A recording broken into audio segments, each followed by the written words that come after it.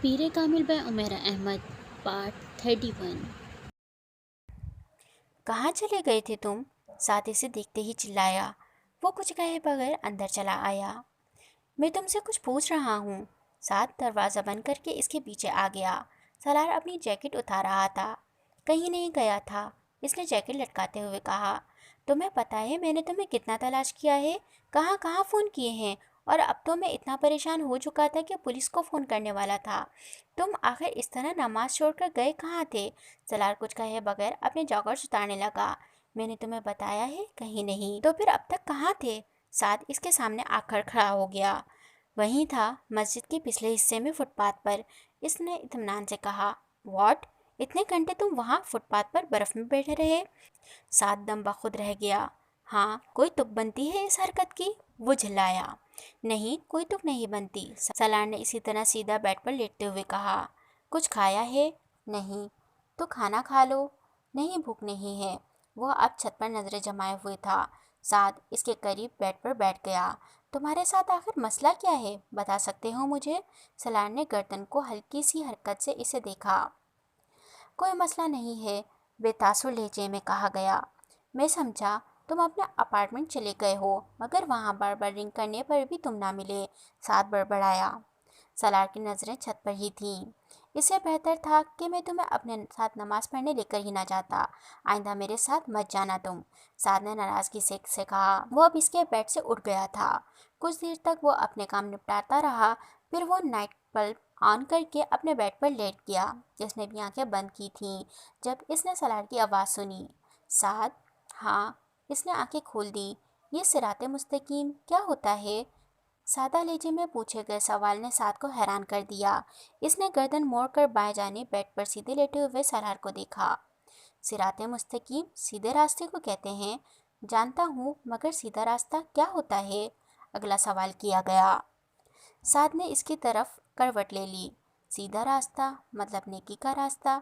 نیکی کیا ہوتی ہے؟ لہجہ ابھی بھی بے تاثر تھا۔ اچھے کام کو نیکی کہتے ہیں۔ اچھا کام؟ کوئی ایسا کام جو کسی دوسرے کے لیے کیا گیا ہو، کسی کی مدد کی گئی ہو، کسی پر مہربانی کی گئی ہو، وہ اچھا کام ہوتا ہے، اور ہر اچھا کام نیکی ہوتی ہے۔ ابھی کچھ گھنٹے پہلے میں نے فٹ پاتھ پر ایک ہوکر کو $50 دیے، جبکہ وہ صرف 30 مانگ رہی تھی۔ اس کا مطلب ہے یہ نیکی ہوئی؟ سعد کا دل چاہا وہ ایک گھونسا اس کے منہ پر کھینچ مارے۔ وہ عجیب آدمی تھا۔ بکواس بند کرو اور سو جاؤ، مجھے بھی سونے دو۔ اس نے کمبل لپیٹ لیا۔ سالار کو حیرت ہوئی۔ وہ کس بات پر حیران ہوا تھا؟ تو یہ نیکی نہیں ہوئی؟ میں نے تم سے کہا ہے اپنا منہ بند کرو اور سو جاؤ۔ سعد ایک بار پھر دھاڑا۔ اتنا ناراض ہونے کی ضرورت تو نہیں ہے، میں نے تم سے ایک بہت معمولی سے سوال کیا ہے، سالار نے بڑے تحمل سے کہا۔ سعد ایک دم کچھ مشتعل ہوتے ہوئے بیڈ سے اٹھ گیا۔ اس نے لیمپ آن کر دیا۔ تمہارے جیسے آدمی کو صراط مستقیم کیا سمجھاؤں؟ کیا تم پاگل ہو یا جاہل ہو یا غیر مسلم ہو؟ کیا ہو؟ کچھ بھی نہیں ہو۔ تمہیں خود پتہ ہونا چاہیے کہ صراط مستقیم کیا ہوتا ہے، مگر تم جیسا آدمی جو مسجد میں نماز پڑھتے ہوئے نماز کے درمیان چھوڑ کر چلا آتا ہے، وہ کیسے جان سکتا ہے؟ میں نماز اس لیے چھوڑ کر چلا گیا کیونکہ تم کہتے ہو اس میں سکون ملے گا۔ مجھے سکون نہیں ملا، میں چھوڑ کر آ گیا۔ اس کے پرسکون انداز میں کہے ہوئے جملے نے سعد کو مزید مشتعل کر دیا۔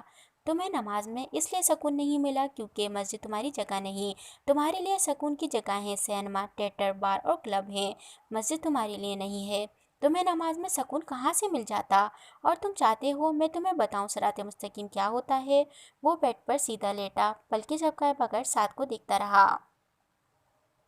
تمہارے جیسا شخص جو نماز سے بھاگ جاتا ہے، شراب پیتا ہے اور زنا کرتا ہے، وہ صراط مستقیم کے مطلب کو سمجھ سکتا ہے، نہ اس پر آ سکتا ہے۔ تمہارا مطلب ہے جو شراب پیتے ہیں اور زنا کرتے ہیں مگر نماز سے بھاگتے نہیں، نماز بھی پڑھ لیتے ہیں، اور وہ صراط مستقیم کا مطلب سمجھتے ہیں اور صراط مستقیم پر ہیں۔ سعد کچھ بول نہیں سکا۔ مدھم آواز اور بے تاثر لہجے میں کیے گئے ایک ہی سوال نے اسے خاموش کر دیا تھا۔ سالار اب بھی اسی طرح اسے دیکھتا رہا تھا۔ تم ان چیزوں کو نہیں سمجھ سکتے سالار، اس نے کچھ دیر خاموش رہنے کے بعد کہا۔ سالار کے کانوں میں ایک جھماکے کے ساتھ ایک دوسری آواز گونج اٹھی تھی۔ ہاں، میں واقعی نہیں سمجھ سکتا۔ لائٹ آف کر دو، مجھے نیند آ رہی ہے۔ اس نے مزید کچھ کہے بغیر آنکھیں بند کر لیں۔ مجھے پہلے ہی اندازہ تھا کہ تم اپنے اپارٹمنٹ پر ہی ہوگے، صرف تم نے جان بوجھ کر آنسر فون لگا دیا ہوگا۔ سعد اگلے دن 10 بجے سالار کا اپارٹمنٹ میں موجود تھا۔ سالار نے نیند میں اٹھ کر دروازہ کھول دیا۔ تم اس طرح بغیر بتائے بھاگ کیوں آئے میرے اپارٹمنٹ سے؟ سعد نے اندر آتے ہوئے جھاڑا۔ بھاگا تو نہیں، تم سو رہے تھے، میں نے تمہیں جگانا مناسب نہیں سمجھا، سالار نے آنکھیں مسلتے ہوئے کہا۔ کس وقت آئے تھے تم؟ شاید 4-5 بجے۔ یہ جانے کا کون سا وقت تھا؟ سعد نے تن کر کہا۔ اور تم اس طرح کیوں آئے؟ سالار کچھ کہنے کے بجائے لانگ روم میں صوفے پر جا کر اوندھے منہ لیٹ گیا۔ شاید میری باتوں سے تم ناراض ہو گئے تھے، میں اس لیے ایکسکیوز کرنے آیا ہوں، سعد نے دوسرے صوفے پر بیٹھتے ہوئے کہا۔ کون سی باتوں سے؟ سالار نے گردن کو ہلکا سا ترچھا کرتے ہوئے اسی طرح لیٹے سعد سے پوچھا۔ وہی سب کچھ جو میں نے غصے میں آ کر رات کو تم سے کہہ دیا تھا، سعد نے معذرت خواہ انداز میں کہا۔ نہیں، میں ایسی چھوٹی موٹی باتوں پر ناراض نہیں ہوتا، تم نے ایسی کوئی بات نہیں کی جس پر تمہیں ایکسکیوز کے لیے یہاں آنا پڑتا، سالار نے اسی کے انداز میں کہا۔ پھر تم اس طرح اچانک میرے اپارٹمنٹ سے کیوں آ گئے؟ سعد بضد ہوا۔ بس میرا دل گھبرایا اور میں یہاں آ گیا، اور چونکہ سونا چاہتا تھا اس لیے آنسر فون لگا دیا، سالار نے پرسکون انداز میں کہا۔ پھر بھی میں یہ محسوس کر رہا تھا کہ مجھے تم سے بات کرنی چاہیے تھی، میں صبح بہت پچھتا رہا تھا۔ جانے دو اسے، اس نے اسی طرح چہرے صوفے پر چھپائے ہوئے کہا۔ سالار، تمہارے ساتھ آج کل کیا پرابلم ہے؟ کچھ نہیں۔ نہیں، کچھ نہ کچھ تو ہے، کچھ عجیب سے ہوتے جا رہے ہو تم۔ اس بار سالار ایک کروٹ بدلتے ہوئے سیدھا ہو گیا۔ جت لیٹے سعد کی طرف دیکھتے ہوئے اس نے پوچھا۔ مثلاً کون سی بات عجیب سی ہوتی جا رہی ہے مجھ میں؟ بہت ساری ہیں۔ تم بہت چپ چپ رہنے لگے ہو، چھوٹی چھوٹی باتوں پر الجھنے لگے ہو۔ یہ بات مجھے بتا رہا تھا کہ یونیورسٹی جانا بھی چھوڑا ہوا ہے تم نے، اور سب سے بڑی بات کہ مذہب میں دلچسپی لے رہے ہو۔ اس کے آخری جملے سے سالار کے ماتھے پر تیوریاں آ گئیں۔ مذہب میں دلچسپی؟ یہ تمہیں غلط فہمی ہے، میں مذہب میں دلچسپی لینے کی کوشش نہیں کر رہا، میں صرف سکون حاصل کرنے کی کوشش کر رہا ہوں، کیونکہ میں بہت ڈپریس ہوں۔ مجھے زندگی میں کبھی اس طرح کا اور اس حد تک کا ڈپریشن نہیں ہوا جس کا شکار میں آج کل ہوں، اور میں صرف اس ڈپریشن سے نجات حاصل کرنے کے لیے نماز پڑھنے کے لیے گیا تھا، اس نے بہت ترشی سے کہا۔ ڈپریشن کیوں ہے تمہیں؟ سعد نے پوچھا۔ اگر یہ مجھے پتا ہوتا کہ مجھے ڈپریشن کیوں ہوتا ہے تو میں اب تک اس کا کچھ نہ کچھ کر چکا ہوتا۔ پھر بھی کچھ وجہ تو ہوگی، یوں بیٹھے بیٹھے ڈپریشن تو نہیں ہوتا، سعد نے تبصرہ کیا۔ سالار جانتا تھا وہ ٹھیک کہہ رہا ہے، مگر اسے وجہ بتا کر خود پر ہنسنے کا موقع فراہم نہیں کرنا چاہتا تھا۔ کسی دوسرے کے بارے میں تو مجھے نہیں پتا، مگر مجھے تو بیٹھے بیٹھے ہی ہو جاتا ہے، سالار نے کہا۔ تم کوئی اینٹی ڈپریشن لے لیتے، سعد نے کہا۔ میں ان کا ڈھیر کھا چکا ہوں، مجھے فرق نہیں پڑا۔ تو تم کسی سائیکائٹرسٹ سے مل لیتے۔ میں یہ کام تو کبھی نہیں کروں گا، میں تنگ آ چکا ہوں ان لوگوں سے ملتے ملتے، کم از کم اب تو میں نہیں ملوں گا، سالار نے بے اختیار کہا۔ پہلے کس سلسلے میں ملتے رہے ہو تم؟ سعد نے کچھ چونک کر تجسس کے عالم میں پوچھا۔ بہت سی باتیں تھیں، تم انہیں رہنے دو، وہ اب چت لیٹا چھت کو گو رہا تھا۔ تو پھر تم ایسا کرو کہ عبادت کیا کرو، نماز پڑھا کرو۔ میں نے کوشش کی تھی مگر میں نماز نہیں پڑھ سکا، نہ تو مجھے وہاں کوئی سکون ملا، نہ ہی یہ جانتا تھا کہ میں جو پڑھ رہا ہوں وہ کیا ہے، کیوں پڑھ رہا ہوں۔ تو تم یہ جاننے کی کوشش کرو کہ، سالار نے اس کی بات کاٹ دی۔ اب پھر رات والی بحث شروع ہو جائے گی، صراط مستقیم والی، اور پھر تمہیں غصہ آئے گا۔ نہیں، مجھے غصہ نہیں آئے گا، سعد نے کہا۔ جب مجھے یہی نہیں پتا کہ صراط مستقیم کیا ہے تو پھر میں نماز کیسے پڑھ سکتا ہوں؟ تم نماز پڑھنا شروع کرو گے تو تمہیں خود ہی پتہ چل جائے گا کہ صراط مستقیم کیا ہے۔ کیسے؟ تم خود ہی غلط کاموں سے بچنے لگو گے، اچھے کام کرنے لگو گے، سعد نے وضاحت کرنے کی کوشش کی۔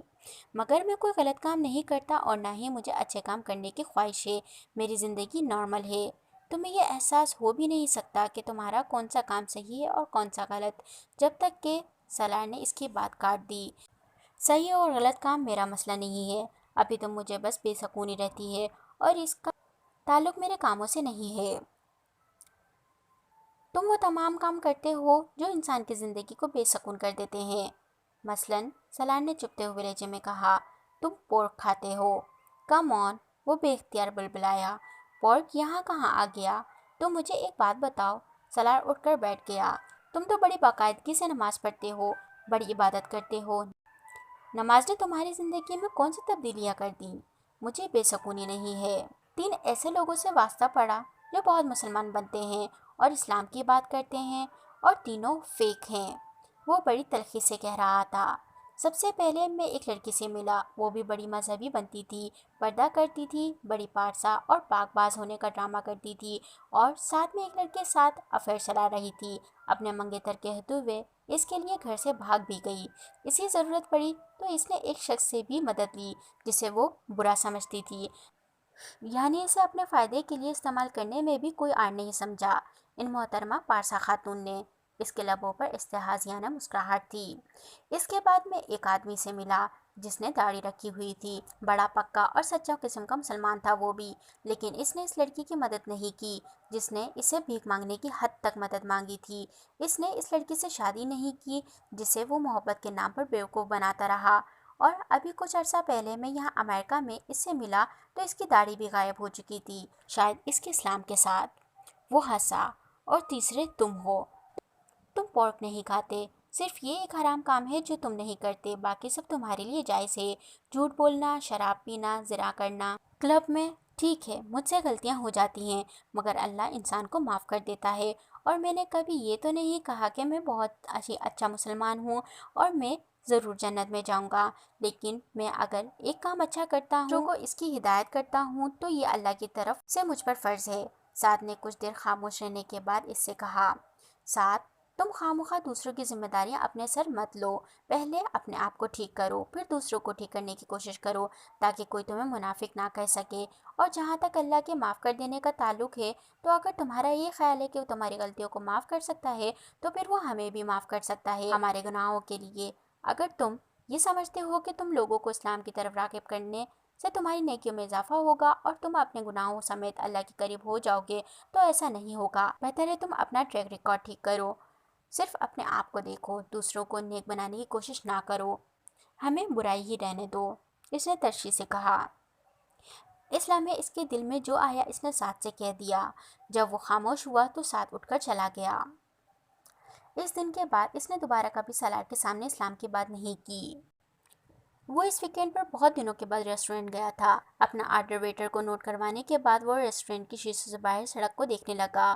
وہ جس میز پر بیٹھا تھا وہ کھڑکی کے قریب تھی، اور قد آدم کھڑکیوں کے شیشوں کے پاس بیٹھ کر اسے یوں محسوس ہو رہا تھا جیسے وہ باہر فٹ پاتھ پر بیٹھا ہوا تھا۔ کسی لڑکی کی سسکیوں نے اس کی ماحولیت کو توڑا تھا۔ اس نے بے اختیار مڑ کر دیکھا۔ اسے پچھلے میز پر ایک لڑکا اور لڑکی بیٹھے ہوئے تھے۔ لڑکی کسی بات پر روتے ہوئے سسکیاں لے رہی تھی اور وہ اسے ٹیشو کے ساتھ اپنے پاسوں پوچھ رہی تھی۔ لڑکا اس کے ہاتھ کو تھپتھپاتے شاید اسے تسلی دے رہا تھا۔ ریسٹورنٹ اتنا چھوٹا اور ٹیبلز اتنے قریب قریب تھیں کہ وہ بڑی آسانی سے ان کی گفتگو سن سکتا تھا، مگر وہ وہاں اس کام کے لیے نہیں گیا تھا، سیدھا ہو گیا۔ ناگواری کی ایک لہر اس کے اندر سے اٹھی تھی۔ اسے اس طرح کے تماشے اچھے نہیں لگتے تھے۔ اس کا موڈ خراب ہو رہا تھا۔ وہ وہاں سکون سے کچھ وقت گزارنے آیا تھا اور وہ یہ سب کچھ اس کا دل اچاٹ ہونے لگا تھا۔ وہ دونوں ریشین تھے اور اسی زبان میں ایک دوسرے سے باتیں کر رہے تھے۔ وہ ایک بار پھر کھڑکی سے باہر دیکھنے لگا، مگر غیر محسوس طور پر اس کی سماعت ابھی بھی انہی سسکیوں کی طرف مرکوز تھیں۔ اس نے کچھ دیر بعد مڑ کر ایک بار پھر اس لڑکی کو دیکھا، پر اس کے مڑنے پر لڑکی نے بھی نظریں اٹھا کر اسے دیکھا۔ چند لمحوں کے لیے ان دونوں کی نظریں ملی اور وہ چند لمحے اس پر بہت بھاری گزرے۔ اس کی آنکھیں محترم اور سرخ ہو رہی تھیں۔ اسے ایک دم ایک اور چہرہ یاد آیا، ہاشم کا چہرہ، اس کی محترم آنکھیں۔ ویٹر کا آرڈر لے چکا تھا اور وہ اسے سرو کرنے لگا تھا۔ اس نے پانی کے چند گھونٹ پیتے ہوئے اپنے ذہن سے اس چہرے کو جھٹکنے کی کوشش کی۔ اس نے چند گہرے سانس لیے۔ ویٹر نے اپنا کام کرتے کرتے اسے غور سے دیکھا، مگر سالار کھڑکی سے باہر دیکھنے میں مصروف تھا۔ آج موسم بہت اچھا ہے اور میں یہاں اچھے لمحے گزارنے آیا ہوں، ایک اچھا کھانا کھانے آیا ہوں۔ اس کے بعد میں یہاں ایک فلم دیکھنے جاؤں گا۔ مجھے اس لڑکی کے بارے میں نہیں سوچنا چاہیے، کسی بھی طرح نہیں۔ وہ پاگل تھی، وہ بکواس کرتی تھی اور مجھے اس کے حوالے سے کسی قسم کا کوئی پچھتاوا نہیں ہونا چاہیے۔ مجھے کیا پتا وہ کہاں گئی، کہاں مری، یہ سب اس نے خود کیا تھا۔ میں نے صرف مذاق کیا تھا اس کے ساتھ۔ وہ مجھ سے رابطہ کرتی تو میں اسے طلاق دے دیتا۔ لاشعوری طور پر خود کو سمجھاتے سمجھاتے ایک بار پھر اس کا پچھتاوا اس کے سامنے آنے لگا تھا۔ پیچھے بیٹھی ہوئی لڑکی کی سسکیاں اب اس کے دماغ میں نیزے کے آنے کی طرح چبھ رہی تھی۔ میں اپنی ٹیبل تبدیل کرنا چاہتا ہوں۔ اس نے بہت کھدرے انداز میں ویٹر کو مخاطب کیا۔ ویٹر حیران ہوا۔ کس لیے سر؟ یا تو ان دونوں کی ٹیبل تبدیل کر دو یا میری، اس نے ہاتھ کے اشارے سے کہا۔ ویٹر نے ایک نظر اس جوڑے کو دیکھا، پھر وہ سالار کا مسئلہ سمجھا یا نہیں، مگر اس نے کونے میں لگی ہوئی ایک ٹیبل پر سالار کو بٹھا دیا۔ سالار کو چند لمحوں کے لیے وہاں آ کر واقعی سکون ملا تھا۔ سسکیوں کی آوازیں اب نہیں آ رہی تھیں، مگر اب اس لڑکی کا چہرہ بالکل اس کے سامنے تھا۔ چاولوں کا پہلا چمچ منہ میں ڈالتے ہوئے ہی اس کی نظریں اس پر پڑی، پھر دوبارہ پڑی۔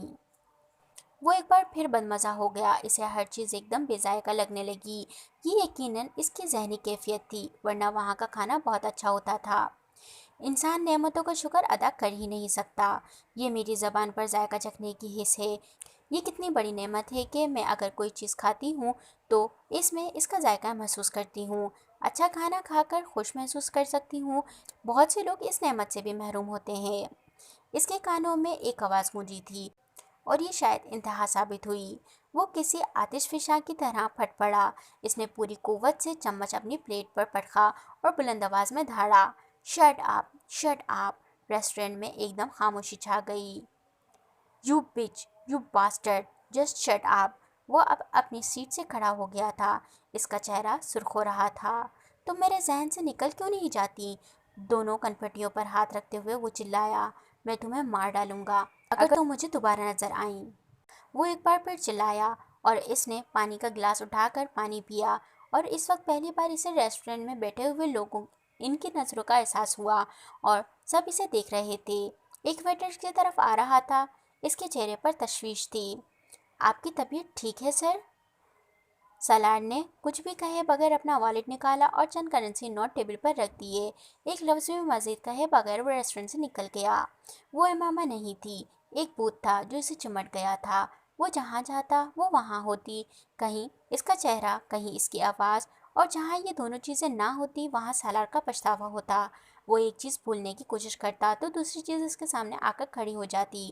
بعض دفعہ وہ اتنا مشتعل ہو جاتا، اس کا دل چاہتا وہ اسے دوبارہ ملے تو اس کا گلا دبا دے یا اسے شوٹ کر دے۔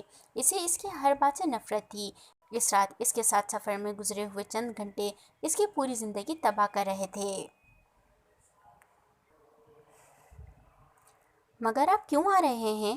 وہ دونوں فون پر بات کر رہے تھے، اور اس نے سالار کو چند دنوں بعد نیو ہیون آنے کی اطلاع دی تھی۔ سالار اس وقت روٹین کی زندگی گزار رہا ہوتا تو وہ اس اطلاع پر یقیناً خوش ہوتا، مگر وہ اس وقت ذہنی ابتری کے جس دور سے گزر رہا تھا، اس میں کامران کا آنا بے حد ناگوار گزر رہا تھا، اور یہ ناگواری چھپا بھی نہیں سکا۔ کیا مطلب ہے تمہارا؟ کیوں آ رہے ہیں؟ تم سے ملنے کے لیے آ رہا ہوں۔ کامران اس کے لہجے پر کچھ حیران ہوا۔ اور پاپا نے بھی کہا ہے کہ میں تم سے ملنے کے لیے جاؤں۔ وہ ہونٹ پیچھتے اس کی بات سنتا رہا۔ تم مجھے ایئرپورٹ سے پک کر لینا، میں تمہیں ایک دن پہلے اپنی فلائٹ کی ٹائمنگ کے بارے میں بتا دوں گا۔ کچھ دیر ادھر ادھر کی باتیں کرتے رہنے کے بعد اس نے فون بند کر دیا۔ 4 دن کے بعد اس نے کامران کو ایئرپورٹ سے ریسیو کیا۔ وہ سالار کو دیکھ کر حیران رہ گیا۔ تم بیمار ہو؟ اس نے چھوٹتے ہی سالار سے پوچھا۔ نہیں، میں بالکل ٹھیک ہوں، سالار نے مسکرانے کی کوشش کی۔ لگ تو نہیں رہے ہو۔ کامران کی تشویش میں اضافہ ہونے لگا۔ وہ آنکھوں میں آنکھیں ڈال کر بات کیا کرتا تھا، مگر آج خلاف معمول وہ آنکھیں چرا رہا تھا۔ گاڑی ڈرائیو کرتے ہوئے بھی وہ بہت غور سے سالار کو دیکھ رہا تھا۔ وہ بے حد احتیاط سے ڈرائیو کر رہا تھا۔ کامران کو حیرانی ہوئی۔ وہ اس قدر ریس ڈرائیو کرتا تھا کہ اس کے ساتھ بیٹھے ہوئے بڑے سے بڑا دیدار آدمی بھی ڈرتا تھا۔ کامران کو یہ ایک مثبت تبدیلی لگی تھی، مگر یہ واحد مثبت تبدیلی نہیں تھی جو اس نے محسوس کی تھی۔ باقی تبدیلیاں اس کو پریشان کر رہی تھیں۔ اسٹڈیز کیسی جا رہی ہیں تمہاری؟ ٹھیک ہیں۔ اسی سفر کے دوران بھی اسی طرح کے جواب ملتے رہے تھے۔ یہ اس کے اپارٹمنٹ کی حالت تھی جس نے کامران کے اضطراب کو اتنا بڑھا دیا تھا کہ وہ کچھ مشتعل ہو گیا تھا۔ یہ تمہارا اپارٹمنٹ ہے سالار؟ مائی گاڈ! سالار کے پیچھے اس کے اپارٹمنٹ میں داخل ہوتے ہی وہ چلا اٹھا۔ سالار اپنی چیزوں کو جس طرح منظم رکھنے کا عادی تھا، وہ نظم و ضبط وہاں نظر نہیں آ رہا تھا۔ وہاں ہر چیز ابتر حالت میں نظر آ رہی تھی۔ جگہ جگہ اس کے کپڑے، جرابیں اور جوتے بکھرے پڑے تھے۔ کتابوں، اخباروں اور میگزینز کا بھی یہی حال تھا۔ کچن کی حالت سب سے بری تھی، اور باتھ روم کی اس سے زیادہ۔ کامران نے کچھ شوق کی حالت میں پورا اپارٹمنٹ کا جائزہ لیا۔ کتنے ماہ سے تم نے صفائی نہیں کی ہے؟ میں ابھی کر دیتا ہوں، سالار نے سرمری کے عالم میں چیزیں اٹھاتے ہوئے کہا۔ تم اس طرح لینے کے عادی تو نہیں تھے، اب کیا ہوا ہے؟ کامران بہت پریشان تھا۔ کامران نے اچانک ایک میز پر سگریٹ کے ٹکڑوں کی بھری اسٹرے کے پاس جا کر سگریٹ کے ٹکڑوں کو سونگھنا شروع کر دیا۔ سالار نے چپتی ہوئی تیز نظروں سے اپنے بڑے بھائی کو دیکھا مگر کچھ نہیں کہا۔ کامران نے چند لمحوں کے بعد وہ اسٹرے نیچے پٹک دیا۔ Salar, what are you up to this time? مجھے صاف صاف بتاؤ، مسئلہ کیا ہے؟ ڈرگز استعمال کر رہے ہو تم؟